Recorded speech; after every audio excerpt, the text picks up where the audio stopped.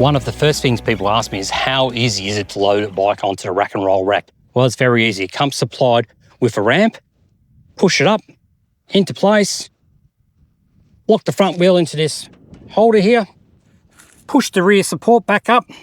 That'll lock it in place.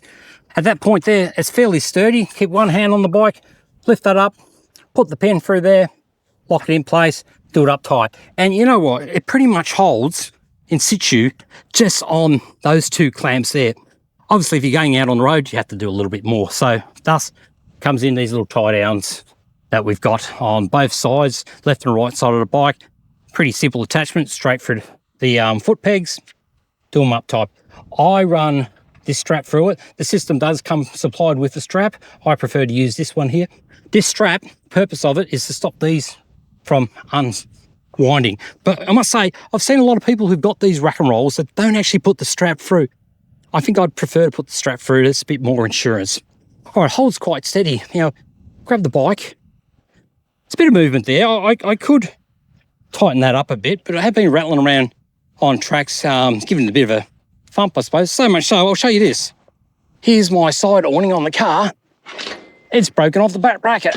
So, yeah, not too happy about that. But anyway, shows you how much I've been sort of bashing it around today, doing this film. This car is only a two-wheel drive, so I couldn't go into anything extreme. I tried to take it just, I suppose, just to level up to what a normal person would be carrying a bike around on the back of the car.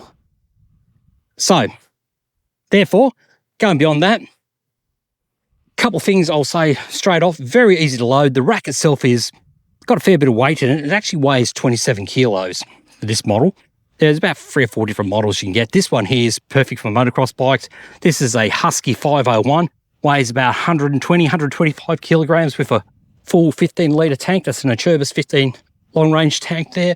Bark busters and all the other gear that I carry on it. So it's a fair bit of weight sitting there when you think about it, because you've got 27 kilos there, say 125 there. So I said 152 kilos there. This rack allows up to 180 kilos total. So that's pretty good. Now, my utility can tow 2,000 kilos, 2 ton.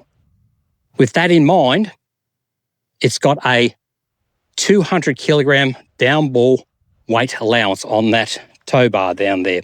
So that's something you've got to think about, the tow ball weight allowance. Can your car carry a rack and the bike on the back? You'll find a lot of older cars have only got something like 150 kilos or some even 120 kilograms that they'll allow on the tow ball there, the tow bar, I should say, coming out the back. So check that. So mine's okay, 120. I've had a DRZ 400 on the back with a 17-litre tank, and that's probably sitting up around 160, 170, fully loaded. With that in mind as well, it's pretty close to 180 kilograms. It handled it fine. There's no worries at all. Now, the thing about the rack and roll racks, they are very solid. They are, I don't know, they're like the military spec of racks that you can buy. Good, strong, pressed, folded steel. Everything's made to work. You can get plenty of little adapters to go on, extension arms and all that if you want to, you know, put an extra arm out the side here, give it a bit more support. But I find you don't need it. You don't need it. On the highway, just sits perfect. You don't even really see it move. On tracks like what we've got here that we've been driving across today, yeah, it'll bounce around a little bit, but use a bit of common sense on that area. But I have seen some really good videos where people have been in four-wheel drives and smashing these bike and rack all over the place, and they just don't come off. Now, this one comes supplied with the indicators, brake lights and all that on there, and obviously I had to buy another plate to meet the legal requirements for this rack. So, what tips can I give you? Well, when you mount it, try to mount it as vertical as you possibly can. This is on a little bit of a slant there, but that's fine. It's not too much. Make sure your pegs can actually handle that weight, pulling out, but there's not a lot of weight there really. You know, I can still turn that little twist there a little bit more so it's not fully tied down. It's doing okay as it is there. Be cautious of this gap here. Now, when you do purchase one of these, they will ask you what sort of car it's going on. Now, I've had this one built for a Mitsubishi Pajero Sport, or I think they call it a Montana overseas, Mitsubishi Montana.